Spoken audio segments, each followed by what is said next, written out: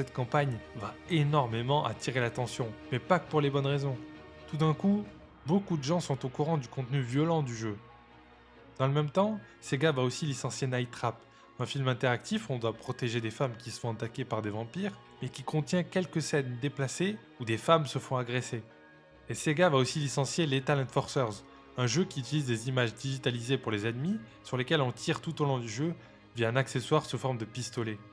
À l'époque, déjà avant la sortie de ces jeux-là, les jeux vidéo n'ont pas très bonne réputation. On parle beaucoup d'addiction aux jeux vidéo, il y a eu pas mal de scandales avec les jeux sexuels sur Atari 2600, des jeux d'arcade où on peut écraser les gens à bord d'une voiture, des scientifiques expliquaient que les enfants qui jouaient trop aux jeux vidéo se grillent les neurones et deviennent moins intelligents et plus fainéants, que ça limite leur imagination, enfin plein de trucs comme ça. Bien sûr, ça n'est pas vrai et l'inverse sera prouvé plus tard, mais à ce moment-là, beaucoup de personnes y croient, surtout aux États-Unis et en Europe.